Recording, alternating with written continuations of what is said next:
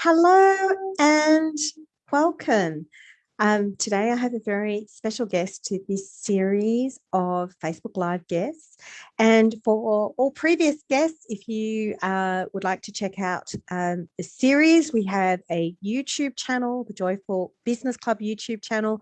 I would really love it if you could check it out and subscribe. I'm growing that channel and I really want to do more, and I would love your support with that. But today I have a very special guest, and that is Lauren Winzar. Hi, Lauren. How are you? Hello, Serena. Hello, Joyful Business Club. I am great today. How are you? Really well, thanks. So, Good. Lauren is a decluttering and organizational coach. I've had her as a podcast guest on the Joyful Frugalista. And today we're not going to talk so much about, the stuff in your house and looking good, so much as how all of this kind of clutter impacts on business and how to get more organized. That's the plan. So, do you see clients who are stuck in the clutter and can't work on their business? I see clients, friends, family, mirrors, everyone who's has trouble with clutter. And we often think about clutter in the terms of, you know, a wardrobe that's a bit too full, or maybe there's too much stuff on the dining table, or can't get the car in the garage. And that's true, that's all clutter. But it's not just those things. Clutter can be digital clutter, it can be emotional clutter, it can be stuff that's stopping you from getting where you want in your business. And that's what we're here to talk about today, the business side of it. Fantastic. Yansu Jan said, "Hi, honey, awesome, thanks." So just acknowledging online. So you have a fan. So, hi, For Sue. those who are watching, please make sure to comment and to put in a like so that we know you are here and can acknowledge you. Yeah, it's a modern world problem, isn't it? It's a first world problem Oh, having so much stuff. yeah, for sure. And, I sometimes say, I don't believe in somebody being naturally organized. It's not something that's in our genetic makeup somehow. There aren't cave people, or there weren't cave people that were sorting their bones or anything like that. But we've always wanted to keep stuff. Stuff has always had a value to us.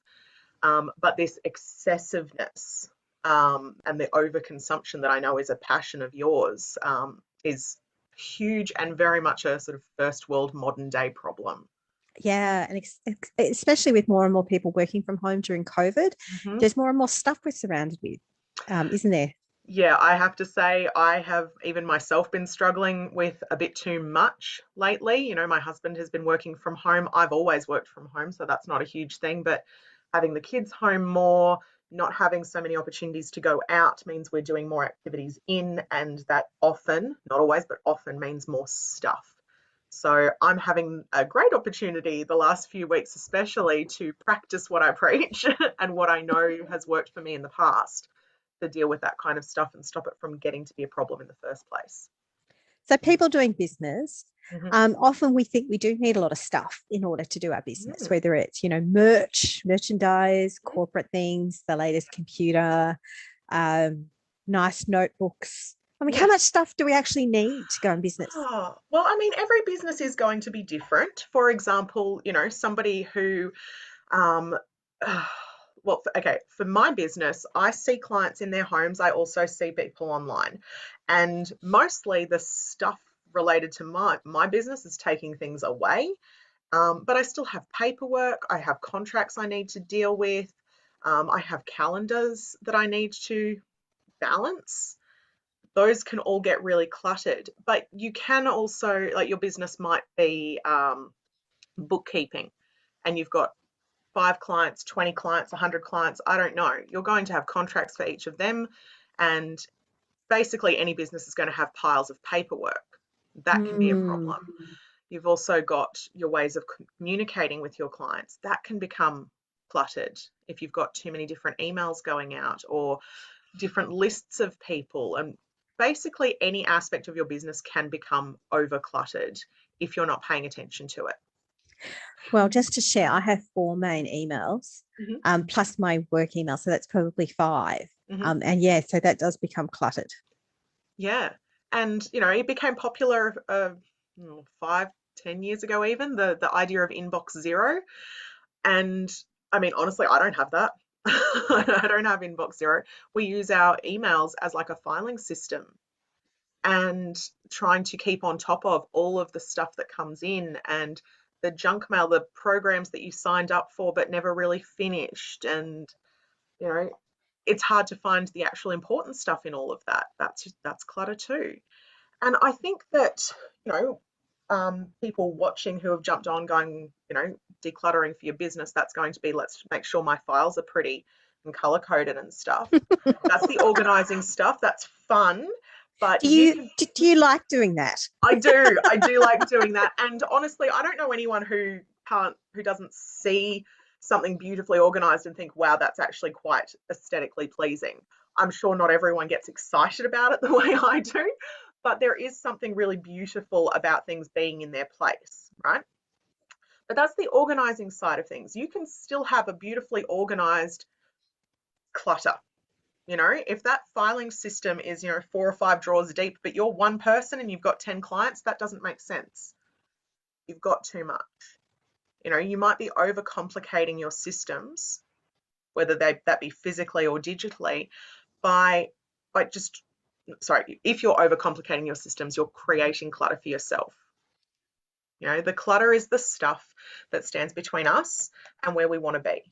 It's not always the physical stuff. It is anything that's between those two places. And it's often, well, it's always unnecessary. If it's standing between you, it's unnecessary. And especially when you're first starting out in business, you want to get everything right. So you try and tick all of those boxes. And, you know, like you were saying, some businesses have products and you need to have stock on hand. So you might order, you know, 50 of this t-shirt that I've designed, or 100 of these mugs I've designed, or I don't sell products, but, you know, whatever you are selling, you might buy a heap of them because it works out cheaper, but then you have to store that stuff. And what if you change the style of your business? What if you change the packaging? I know I bought business cards when I first started and I changed my logo about 6 months in. I've like, I had, I think I ordered 1,000. I'd handed out maybe 100. Like 900 business cards. It seems like a huge waste, but I'm not going to hand out those business cards. So they had to be recycled. Yeah, and there's nothing to do with them either. Like I No. think I tried to get my kids interested in playing with them, and they're like, "Yeah, like Yeah, but then you've got 900 business cards to pick up off the floor every night. exactly." And they weren't that interested anyway, which actually, in No. retrospect, was kind of a good thing. Yeah. So, I mean, some people might hold on to one or two for nostalgia, perhaps, and that's totally fine. There are different reasons you might hold on to things, but holding on to it just because you put money into it is a big one, and that's what we call a sunk cost. You know, that's not a decluttering term. That's, you know, economics 101, really. Is sunk You've cost. had to pay for those things up You, front. yeah, well, not just with your cash, like you've paid for them, but you've also put time and thought and like into the design and the words you used and the name of your business and all of these things. So when your business evolves, you feel like you're wasting those items because you didn't use them, but they're wasted because you bought more than you needed. You know, that And can so happen. holding on to them isn't going to help. Holding on to them is just taking up space that you could be using for anything really, your new business cards or just nice, clear, open space so that you feel like you can work at your desk without being overwhelmed. Excuse me. That's fine. While we're doing this, you obviously see a lot of clients who are in business and are working from home. So, what are some of the key things you do to try and make things easier for them? In terms of your physical space, I think it's always important wherever possible to have your business separate from your family life. And when you work from home, that's obviously harder. If you work from Mm-hmm. home and everyone else is at home, that's even harder again. But even just separating as much as you can. So my home, we have a 3-bedroom townhouse and there are 4 of us plus 2 pets that live here. And my husband has been working from home nearly full time for the better part of the last 2 years. Um, for months, his desk was in our dining room, and it was doing my head in because it felt like he was always at work and it felt like we lived in his office. I hated it. And when it became obvious that it was not going to be a short-term thing, he was going to be working from home for a while, and actually he quite enjoyed working from home, so it might go longer than everyone else anyway. I've rearranged our sort of floor plan in our living space so that his office is hidden away. You know, we rearranged some things. I got rid of a couch that was not 100% essential, um, and created space for him to be hidden away in his office. And it means when he's not working, he's not at work, which is a huge difference. For me, and probably a lot of the viewers that have been working from home for a while, it's not necessarily a big desk setup that you need. You know, I can work from anywhere in my house, but I keep all of my work stuff together. I've got like a pretty little rattan box that I got from Target for like 20 bucks, and it's big enough to fit all of the files that I need. It can fit my computer and the cables when I need it to.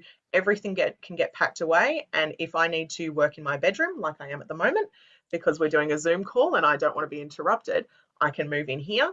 That's easy. I can move to the dining table if I need to spread out, that kind of thing.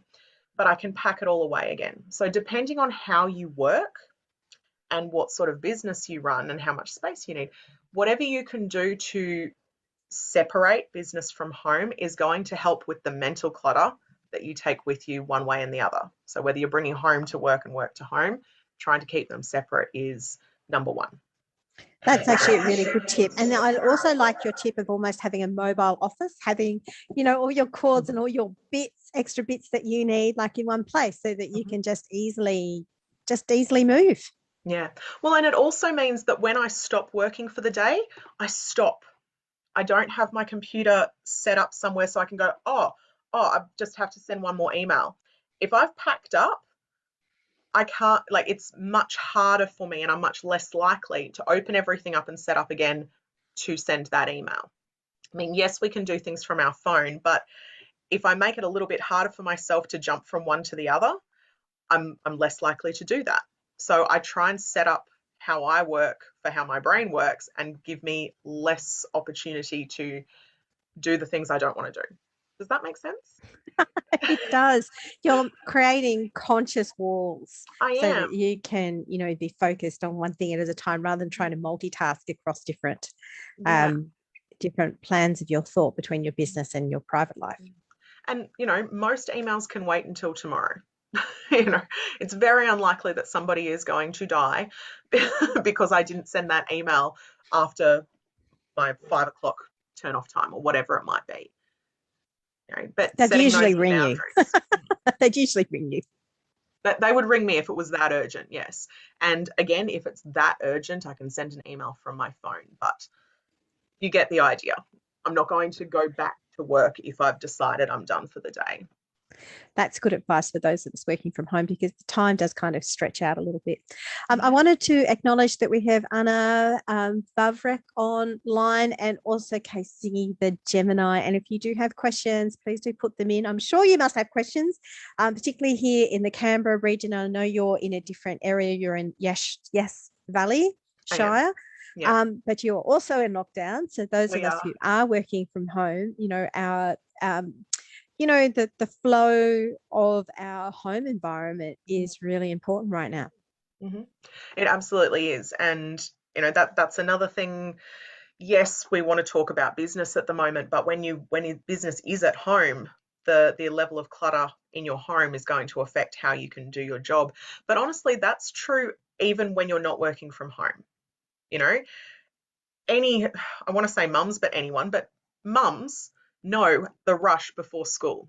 If you Oh can't yeah. find their shoes or their lunchbox, that's a panic. What about yourself? If you can't find, your keys, big one, or your water bottle, like little things that you might need when you leave the house, those tiny things can affect your whole day. I know I like to carry my water bottle with me. If I've forgotten it or couldn't find it, that's going to affect me throughout the day. I might need to stop somewhere else to buy something. I might I might just not drink enough water that day and I'm going to have a shitty afternoon. you know? Tiny things can make a big difference, but knowing where all of those things are and being prepared for your day can make a huge difference no matter what you're doing. You know, whether you work from Mm. home, work away from home, or don't work for money. You know, these things they affect everything.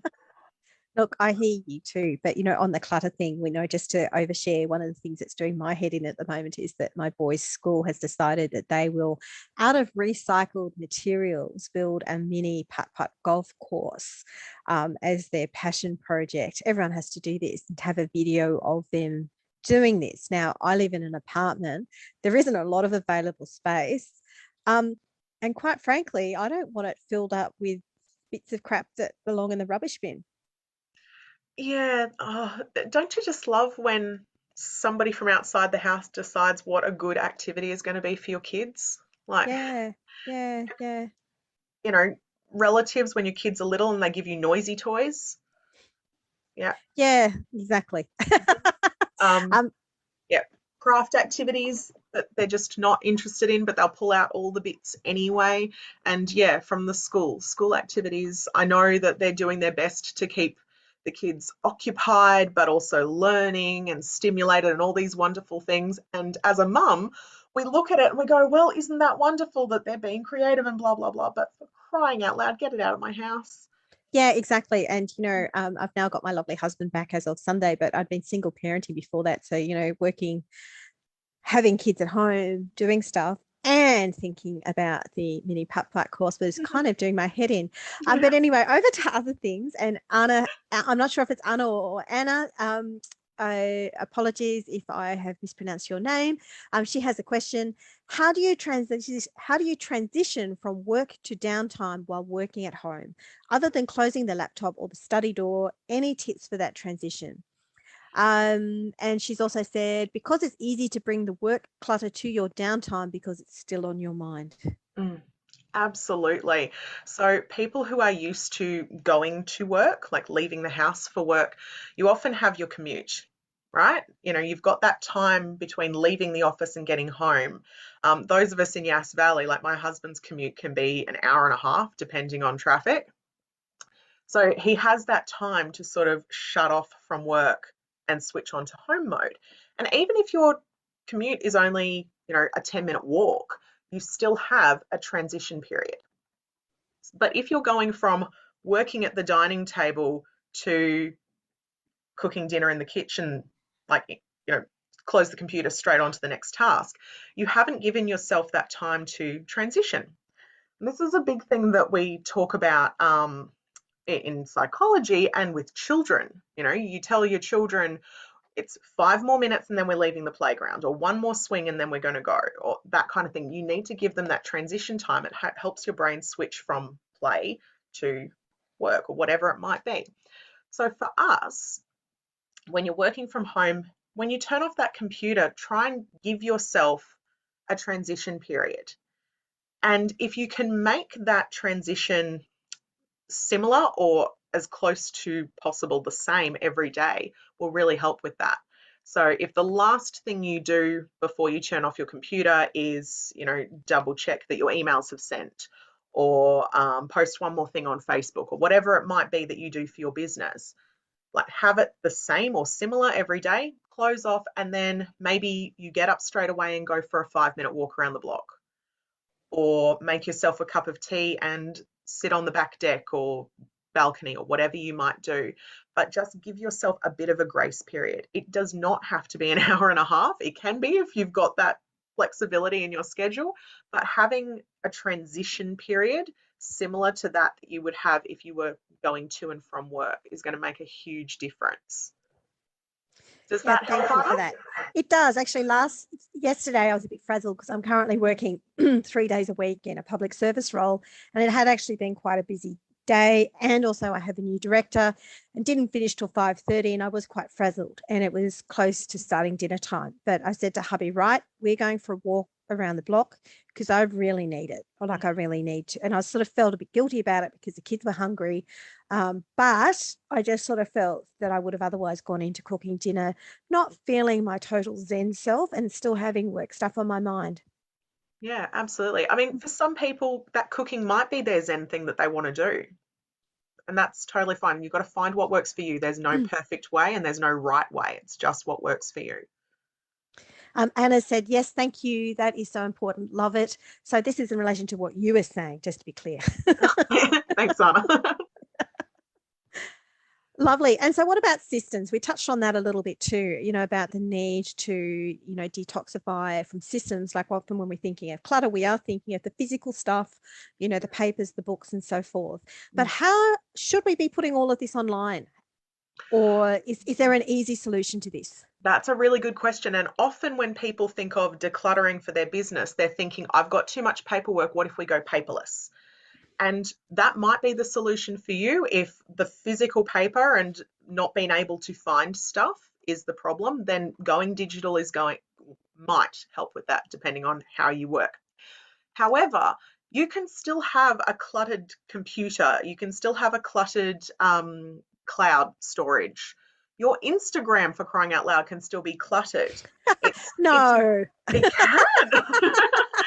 It's not just about how it looks, it's about how you use it and how it's affecting how you use it. So if you need to find um okay, but before we scheduled this meeting today for this talk, you asked for a headshot.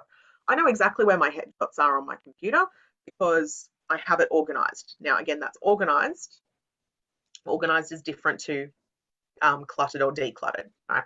So I know where to find these things. And you might have a computer system that is so organized, you've got labels on everything and all the files linked to wherever they're supposed to go, and that is brilliant.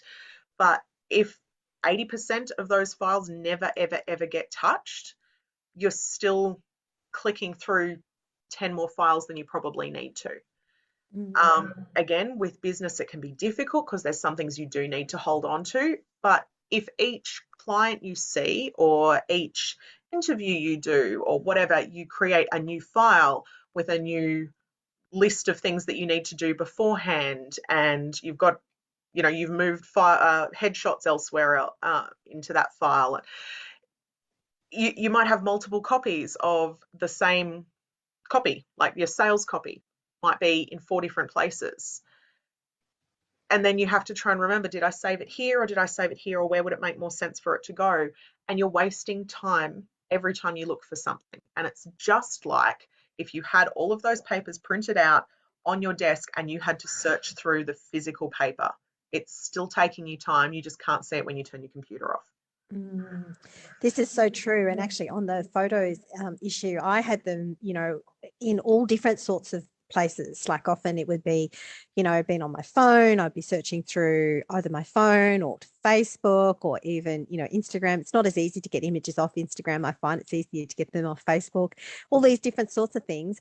And now I just have a folder called brand photos. And so now I put all the photos for branding in them. And I was sort of, for some reason, resistant to that because I haven't had professional, actually I have once, but haven't a lot of professional brand photos. But sometimes if I've got a media thing that's happened now and they send me photos, I will save them straight to the brand photos. And it's surprising, you mightn't think you'll need them again, but 3-6 months down the track, you need something with that exact look. Yes. Yeah, and that can make a big difference if it's a more professional shot or a more casual shot, and like you want to have range. So I'm not suggesting you get rid of all except your most recent and most favorite headshot. You keep stuff, right? I have a file in my computer that's my media kit. So I've got a couple of variations of a blurb that I might use. I've got different headshots, but only my like 4 favorites in that one.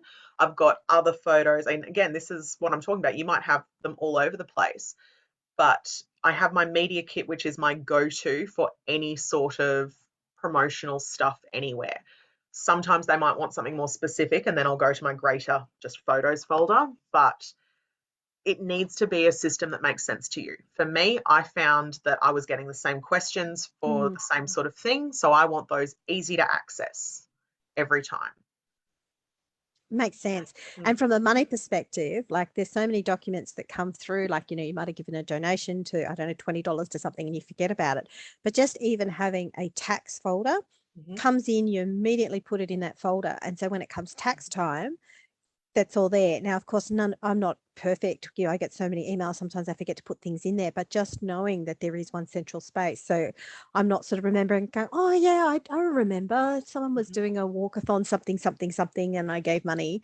Yeah. Um, it's all in one place. And it's Yeah. actually those little things that do add up. You might think, oh, well, it doesn't really matter, but like it can. Mm. Yeah, and you're right. When it comes to money, like we often forget the $2 we donated there, or the thing that for me, if I'm doing a big decluttering job or a packing job, you need sticky tape, and I might duck to the supermarket and get some more sticky tape. It cost me like what, $1.50. I'm very likely to forget that kind of thing. So setting up systems to make sure those things do add up, and I get my Yeah. discount later, discount refund later, that kind of and thing, and whatever. petrol's a big one too. Like if you're in Yeah. a job where driving is part Yeah. of your business, Mm, having a proper system that mm, can do that. Like in some people, it might just be a simple logbook in the car. mm, You can buy logbooks from stationery, supply companies, whether it's Officeworks or your newsagent, mm. or it could just be pad and paper. But there are now a lot of modern products that do have that kind of fuel gauge. I All the don't know what the bits to it. technical word is, but um, that you can track those Yeah. so that come tax time, you're not like, oh, yeah, before Hmm. COVID, we drove to Melbourne Yeah. for meet a client. I wonder how many kilometers that was. So I have a story for you. Well, I won't, probably shouldn't say story because it's not that exciting, but when I'm in excited. in a previous life, I would do bookkeeping for my bosses. Like I worked in admin, I worked in small businesses in varying degrees my whole adult life, and as a teenager too, for that matter. But I used to do bookkeeping, not as a profession, but it was part of my job. And when I started my own business, I was like, well, that's no problem. I know what I'm doing there, so I don't need to hire someone for that. But we got to the end of my first year, and although in my head I'd told myself I had always, stopped at least once a month to check my expenses and things, I had not. There'd been at least 6 months that I had just completely blown it off because I knew that there wasn't a lot there. This was my first year in business. I didn't have a lot of expenses. I could track my income and I knew where I had invoiced people and I knew where all of my, expenses were, but I hadn't recorded them all together. So I had like the shoebox of um, receipts, as most small businesses do at one Yep, point or this is another. quite common. And sometimes people So don't have all the receipts in the box either. well, and they fade. They fade very quickly, some of them, depending on where you got. Anyway, so I had all of my expenses to track and I do a lot of travel. As you mentioned, I live in Yass Valley, but I serve in-person clients in the ACT and basically anywhere within an hour of me. So I travel quite a bit to see clients and I hadn't recorded any of my travel. I used Google Maps and spent hours going, okay, I had my calendar, fortunately, that shows me which days I saw which clients. And so I had to manually plug each one into Google and figure out how long a distance I'd traveled and record that for 6 months or more. And it was awful. It was not difficult, but it was bloody boring and a huge waste of my time. Like, just bleh. And I felt so stupid because I knew how to do this. I knew I needed to do this, but I kept putting it off because each week I was like, oh, it was just a couple of things. I'll do it next week. Yeah, exactly. We're busy and we've got other priorities. But when I've you got have other the things. I'd really systems, rather watch Netflix, honestly. Much bigger I would priority. too. So what I did, even though I know my business was not huge and I could very easily do these things myself, I hired a bookkeeper. I spoke to a woman locally who was wonderful. We've seen each other socially with other business groups and stuff. And I said, look, it's not huge. It's not going to be a big job or anything like that. But we sat down, we talked about what I needed, and I've, I she's my bookkeeper now. But the really cool thing for me is I don't ever have to think about bookkeeping stuff because every time I get an invoice, like something I have to pay an expense, I immediately forward it to her. Like the second I get it, I see it, I forward it to her. I have an app that she set up for me through the bookkeeping software she uses that tracks my mileage. All I need to do is make sure that it's actually tracking every time I leave the house. So you just have to press on and Well, off. it's generally on anyway, but I noticed it wasn't, like sometimes it wasn't, so I checked that. But yeah, you just have to make sure it's tracking. There's a little symbol of a car on my phone, so I know. And then I just have to tell it later, was that personal or business? And that's it. That's all I have to do. On the rare occasion that I have a paper receipt for something, I can take a photo of it. But mostly, like the vast majority of my business expenses are done through that app, which happens virtually automatically, and by my habit of immediately forwarding that email with the invoice on it to my bookkeeper. Now, she is not expensive. She only has to do about 2 hours worth of work for me a month. So I do not notice it. It's not a huge expense for me. And even when I was just starting out and it felt like a huge expense, it was so worth it because I did not have to spend hours at tax time figuring out what I needed to do. Like, huge relief, huge opening of time and mental space. That was one of my first and most favorite declutters in business, was getting that time back for myself, clearing that mental clutter, and I don't ever have to overthink or go digging for stuff for my bookkeeping again. Well, So fabulous. Thank I you so do much for highly sharing recommend, that. no matter what your business is, look for ways to outsource, because outsourcing wherever you can, anytime it's not your zone of genius, outsource it, because it's going to save you so much time elsewhere and so much mental energy. Wonderful. Well, thank you so much for sharing. I really appreciate it. Now, after this chat, I would really love you to share your contact details so people know how to find you. I know you do some really funny reels as well on Instagram. So please make sure that you follow Lauren on Instagram. You probably gathered this, but she's not a super preachy, oh, you must be totally minimalist. You can't have anything in your house. She's very real. She's got kids. She's got a husband. She's working from home. But she's got also some, not but, and she has some great tips for how to keep yourself sane and, be in control of your stuff rather than it controlling you. Yes, that's it. Thank you, Serena. That was a beautiful way of putting it. I love that. Lovely. Thank you so much. Thank you for having me.